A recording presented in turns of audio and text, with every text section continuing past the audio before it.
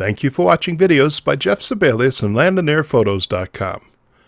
You can find lots of tutorials on how to do different things in Cyberlink PowerDirector, but none of those videos really give you a sense of just how easy this program is to use.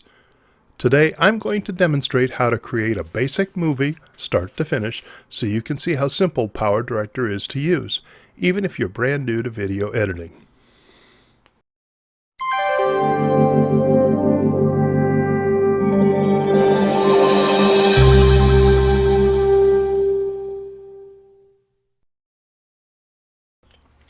Tutorials are great for teaching you how to do specific things in PowerDirector, but if you're new to video editing, you just need to know how the program works. Is it easy? Does it make sense? That's what I'm going to do today. I'm going to build a video from blank screen to producing the final video using PowerDirector. In many cases, there are more than one way to accomplish something. For this demonstration, I'll show you what I think is the easiest way to do it. Also, I'm not going to get into more advanced features. This quick demonstration is provided simply to introduce you to PowerDirector and show you how easily and quickly you can get started using it. On screen is a new PowerDirector project. Let me take just a few seconds to walk you around the screen. To the upper left is the media room. As you bring your videos, pictures, graphics, and audio files into PowerDirector, you'll see them displayed here. From the media room, you can drag your media files down to the timeline to build your video production. By default, PowerDirector adds these sample files to each new project. I'm going to remove them from the project by selecting them as you would with any file in Windows, then hitting the delete key. Now let's bring in the files we want to use. Here's a folder in Windows Explorer where I copied all the files I want to use in this project. I just select all the files and drag them to PowerDirector, then drop them in the media room. And there are more ways to import content, but I think this is the easiest way. Along the left edge beneath the media room icon are several more icons. Each icon opens a different room. These rooms contain things like transitions, text animations, effects, and more. I'll touch on some of those as we go through the process today. If I click on a media file in my media room, you can see a large preview appears to the right in the media preview window. You can even play video files and watch them here. The area across the bottom is the timeline. Here is where you build your video. The timeline starts at 0, and as you move to the right, it goes forward in time. So if I drag a video clip to the top track in the timeline, you can see that it starts at 0 and then spans for a period of time. As we add more clips to the timeline, our video gets longer and longer. Notice that each track has two rows, one for video and one for audio. You can see in this example that this media file has both video and audio content. Beneath the track where I dropped the video clip are more tracks. We can stack our media files here to create things like overlays, titles, and picture-in-picture effects. By default, PowerDirector treats track 1 as the bottom track. As you add media to subsequent tracks, these media files will cover what is shown in track 1. I'll use that later when I add text. So let's start building our video. I need to zoom in on the timeline so I can see things more clearly. At the bottom left of my screen is a slider. I can click and drag the slider to zoom in and out on the timeline. There. Now our timeline is big enough so I can see what I'm doing. I've already added one file to the timeline, but this file is too long. I don't need all of it. I only want to use a few seconds. If I click on the media file to select it, then click and hold on the end of the clip, I can drag it in. This trims the end portion of the video. I can restore what I cropped by hitting Ctrl-Z or choosing the Edit menu and selecting Undo. I can do the same thing to the start of the clip. I click on it to select, then click and drag the front edge forward. This cuts off the front part of the clip. I'll undo that with a Ctrl-Z. Now if I wanted, I could drag in from the front and the back, so I keep only the middle section. You can also trim a clip very precisely by cutting the video. I click on the clip to select it, move my playhead to the beginning, then in the preview window I'll hit play. The clip will display in this window. When I reach the point where I want to cut, I'll hit the pause button.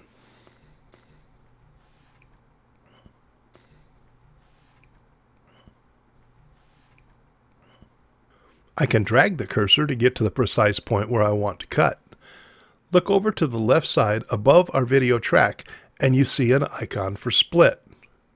I click this icon and it cuts my media file in two. I'll move my cursor out of the way and you can see that my clip is now in two pieces. I want to make another cut, so I'll click on the second clip to select it, then hit play in the preview window again and pause at the next point where I want to cut.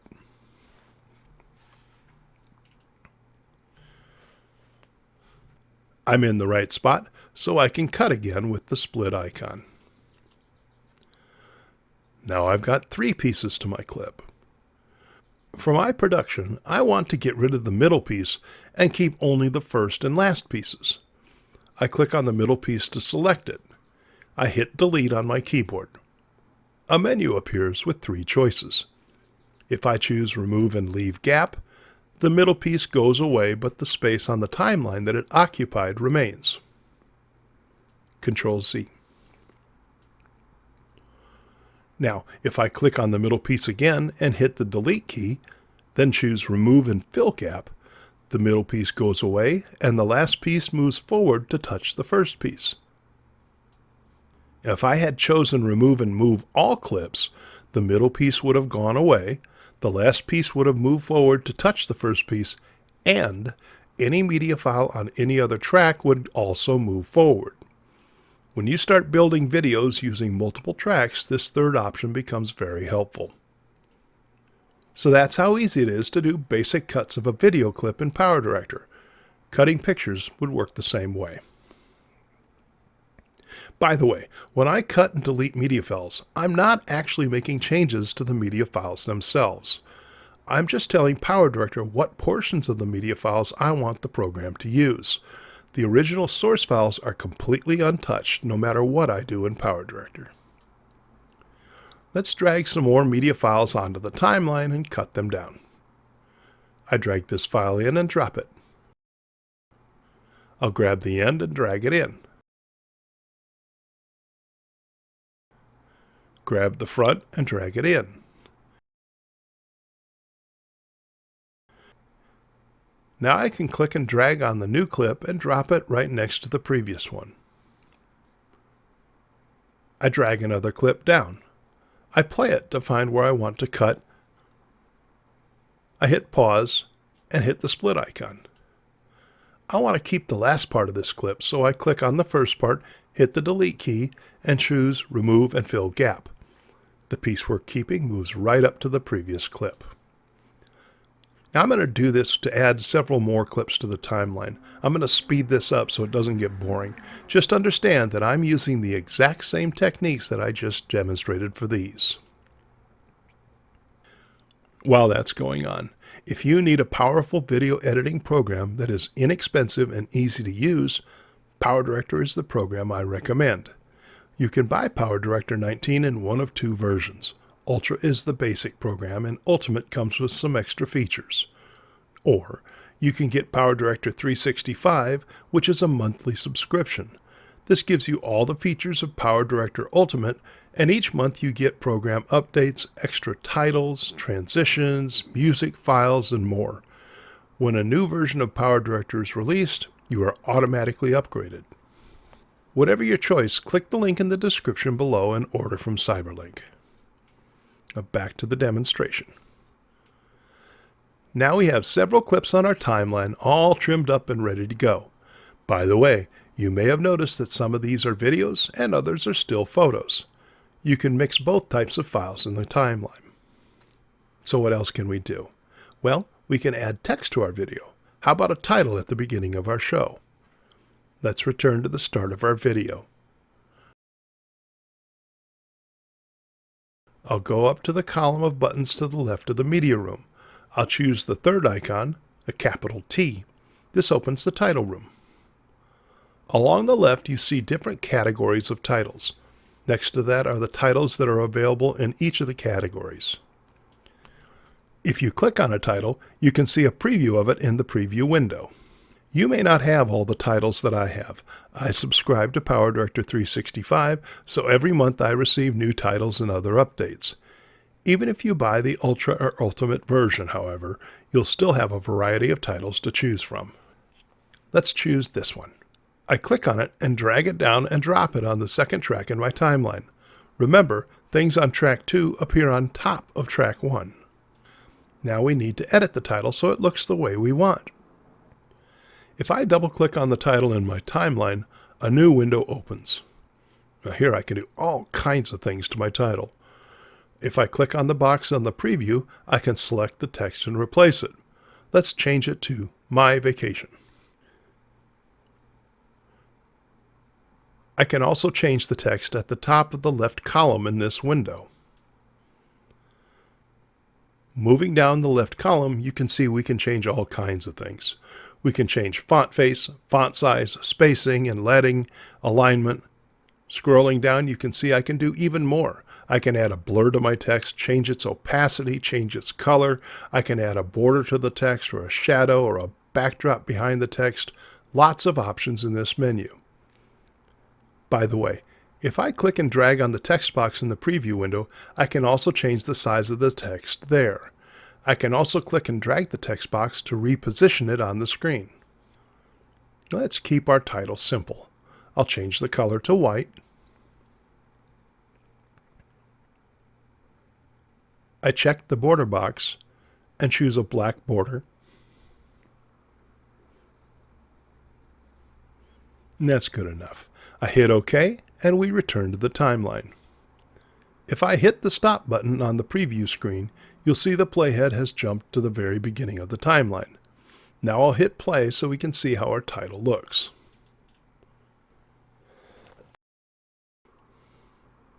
It runs a long time. Let's make the title shorter. I click on the title, then click and drag the right edge in. Now the title is shorter. The next thing we'll do is add some transitions to our images. Right now, if we were to play the video, the clips would simply jump from one to the next. This is called a jump cut, and it's very commonly used. But we can add more transitions very easily. My favorite transition is the crossfade, where one clip simply fades into the next. Here's the easiest way to add a crossfade. We click and drag a clip so that it overlaps the clip before it. Watch what happens as I drag this clip. A pop-up window appears with some information. The last line of information is overlap duration. This tells me how long the last clip is overlapping the first clip. While the clips are overlapping, they will be going through a crossfade. Personally, I like the crossfade of 1 second, but that's entirely up to you. I drag the clip in until the overlap duration counts up to 28, 29, and then 1.0. And that's a second. I drop the clip. A box appears to give me choices of what to do. I'll pick crossfade, the last choice. Now I'll drag the playhead back a bit, hit play, and let's watch. There's a second way to add a crossfade, and this is how we would add all the other transitions. Let me scroll the timeline over to the next place where two media files meet. I go up to the column of buttons by the media room. This time I choose the fourth icon, a lightning bolt. This is the transition room. As with the text room, in the transition room we have categories of transitions. For each category we have several transitions to choose from. If we click a transition, we can preview it. The preview shows clip A changing to clip B. In the general category, in the upper right corner is the fade transition. This is the crossfade. All I have to do is drag this transition down and drop it on the intersection of the two clips. Now let's drag the playhead back and hit play and watch. We've added a crossfade again. Let's hit Ctrl Z and get rid of that. I want to pick another transition. Let's add this one. I drag it down and drop it between the two clips, and that transition is inserted. Let's watch. That's how easy it is to add transitions. So what's left to do? Well, I want to make the beginning and ending a little bit better. Right now, the beginning just starts, and it just cuts off at the end. How about we make the video fade in to start and fade out to the end? I hit stop on the preview button so the playhead returns to the beginning. I return to the general category in the transitions room and find the fade transition. I'm going to drag it down and drop it at the start of the first clip. Now, this can't transition from one clip to the next because this is the first clip, so the clip will simply fade in from black. Return to the beginning and hit play to watch. While we're at it, let's tinker with our title. Right now, the title starts immediately. I don't like that. I want the video to finish its fade in before the text starts. I click on the text in track 2 and drag it over to the right so it doesn't start until after the fade in is complete. If you look at the clip in track 1, you can actually see when the fade in starts and finishes. I drag the text over. So let's watch.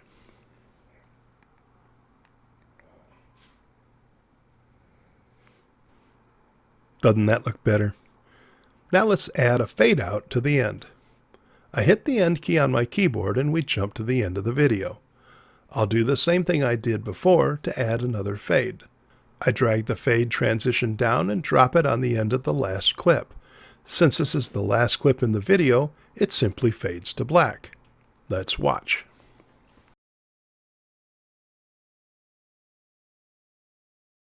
We've got one last thing to do to our production, and that's to add music. Before you use music in one of your videos on YouTube, please watch my episode on how to use music legally. It's linked in the upper right corner now. I help you follow the rules and even show you great sources for free and low-cost music you can use in your videos. This episode will help you find music and keep you out of trouble. So we need to get some music. Let's return to the media room. I go to the buttons in the upper left. I click on the top button that has the video clip and 2 musical notes on it. And now we're back in our media room. Let's filter our room to just show audio files. Above the media room are some icons. Click the musical notes icon to show only audio files. By the way, you can filter video files and still images the same way. Here's my audio file. I brought it into PowerDirector when I dragged in all the media clips at the beginning of this demonstration. I drag the file down from the media room and drop it at the beginning of the timeline on track 2. Hit stop on the preview window, then play.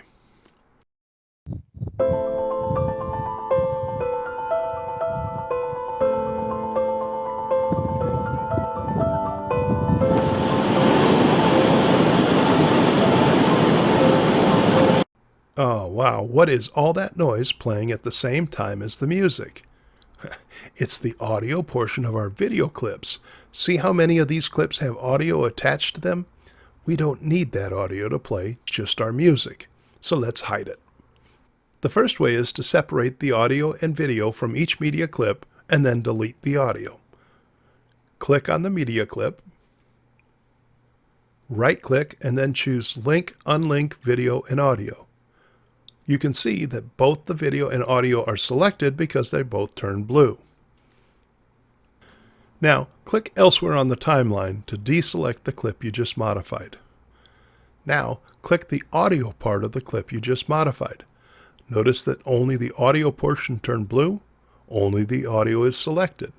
We can hit our delete key and choose remove and leave gap. Sometimes this is the best way to get rid of audio, to literally detach and remove it from the video clip. In our case, we want to get rid of all the audio from all the video clips in track 1. Look over to the left of our track. You see a video icon and an audio icon, and next to each is a checkbox. Just click the checkbox next to the audio to deselect it. Now, any audio in that track will be silent. We've got one last thing to do before our production is finished. The music is too long to fit our video. We have to cut the end. Hit the end key on your keyboard. That takes us to the end of the song. We'll have to scroll back to find where the video actually ends. There it is. Click on the spot on the timeline where the video ends. I find it works best to click on the ruler above the timeline and then drag the playhead to where I want it. Now, click on the audio file to select it. Hit the split icon and then hit your delete key. Now our music cuts off when the video ends. That's it. Our video is ready to produce. Go to the top menu and hit the Produce button.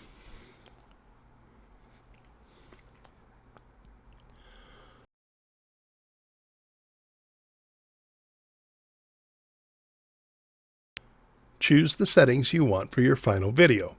I've shown a list of the settings I typically use for rendering YouTube videos on screen now.